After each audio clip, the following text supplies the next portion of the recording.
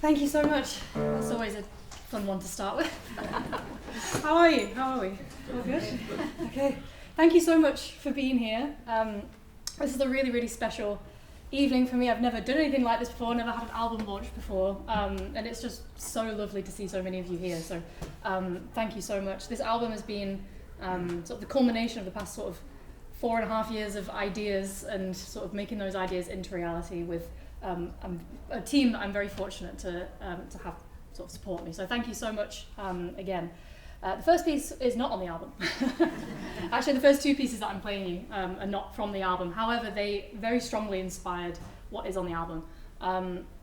So the piece I played just now is Tango on Skai by Dyens, a French-Tunisian guitarist who spent, I'm pretty sure, all of his life in Paris, and he taught in Paris.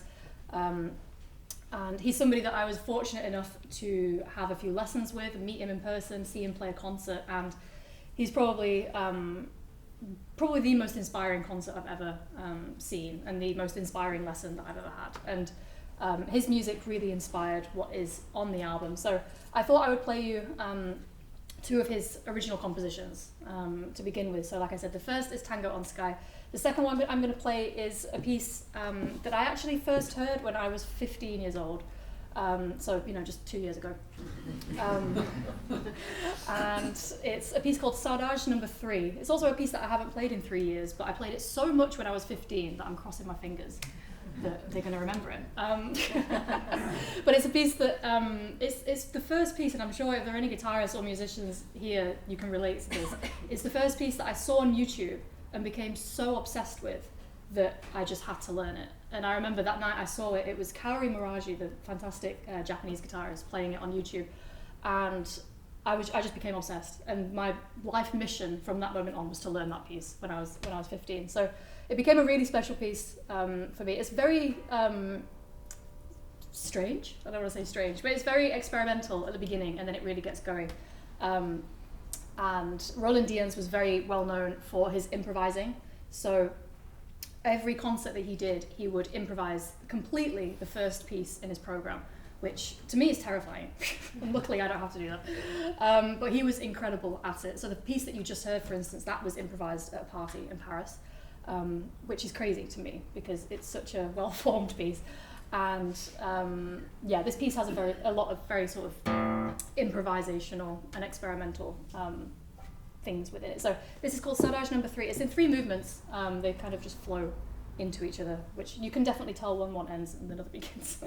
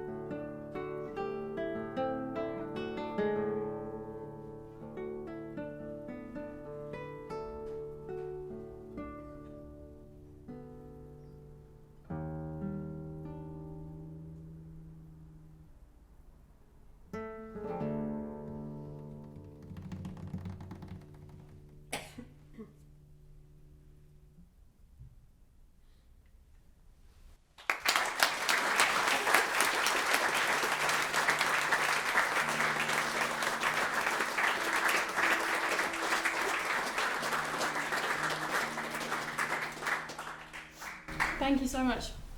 So the reason that I how this album kind of came together really was through spending a lot of time in France, and France has played a very sort of big part in my professional. Professional is a funny word to use when you play the guitar for a living, but professional career. And my first ever concert that I got invited to play professionally was in France. It was in a small medieval town in the southwest of France in the Lot Valley. It was beautiful, beautiful area, and it was, I was so excited. It was the first thing I'd ever been booked for. I was so nervous, and little did I know that my parents, who had lived in Manchester for all of their lives, were actually potentially going to move to France. So they came with me. They viewed houses. They had a road trip because they love a road trip. And they, unbeknownst to me, viewed a lot of houses on their way down in this road trip. Didn't see anything they liked. I actually wasn't aware at the time that they were looking to move abroad. Should have seen the signs really. They sent me to boarding school.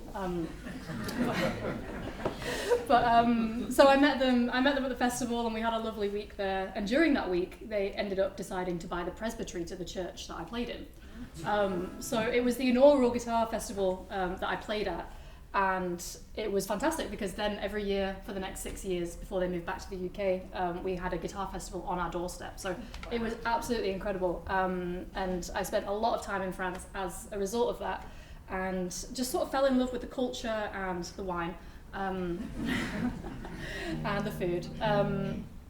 So that's kind of how the album came about really. So the two pieces that you just heard were kind of my introduction to that. And Roland Dyens is by far one of my all-time sort of French guitar heroes, or guitar heroes in general.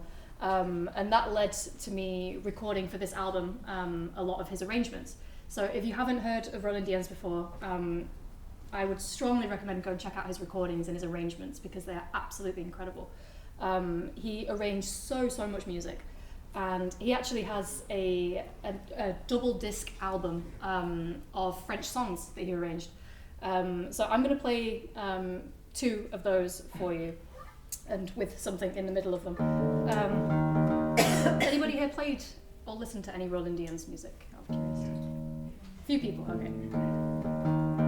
So if you've played his music, you'll know that Roland Dyens is probably the only one that can play his music.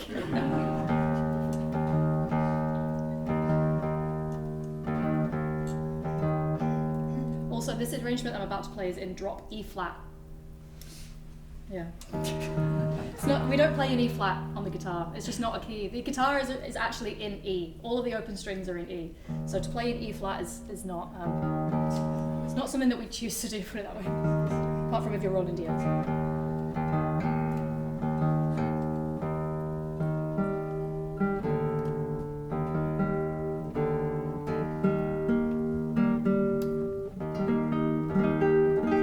The arrangement I'm going to play now is Hymne à l'amour, which is a piece that I actually first played at that festival in France and called it Hymne à la mort, which means hymn of death instead of hymn of love. So there was a line of French people waiting to tell me my mistake at the end. That's fine, you learn from these things.